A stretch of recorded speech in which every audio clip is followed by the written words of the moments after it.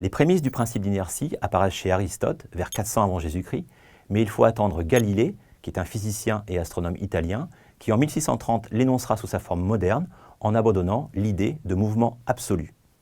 À peu de choses près, Newton a énoncé le premier principe en disant que dans un référentiel comme le référentiel terrestre, un système assimilable à un point matériel est animé d'un mouvement rectiligne uniforme, c'est-à-dire que son vecteur vitesse est constant ou encore se conserve, si et seulement si la somme des vecteurs force qui s'exercent sur ce système est un vecteur nul, c'est-à-dire que ce système est dit isolé ou pseudo-isolé.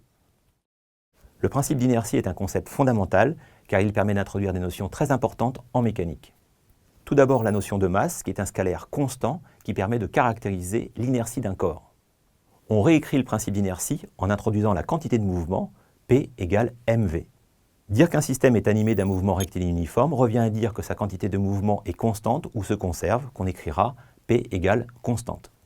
Ensuite, la notion de force, qui est une cause capable de modifier la quantité de mouvement d'un système, donc son mouvement. Si aucune force ne s'exerce sur un système, le cas d'un système isolé, ou si la résultante des forces qui s'exercent sur un système est nulle, cas d'un système pseudo-isolé, son mouvement n'est pas modifié et réciproquement.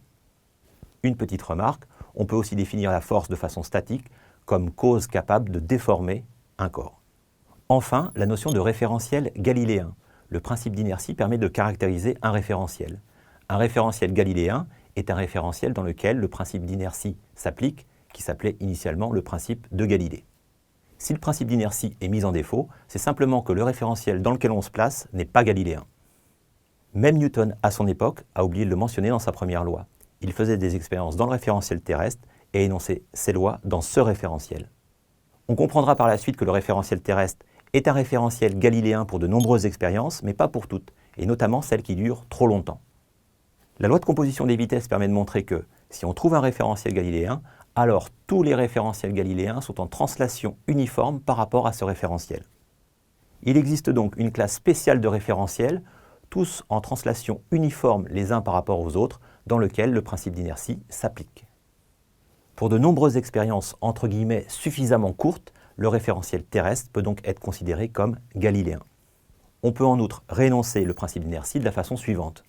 Dans un référentiel galiléen, la quantité de mouvement d'un système se conserve si et seulement si ce système est isolé ou pseudo-isolé.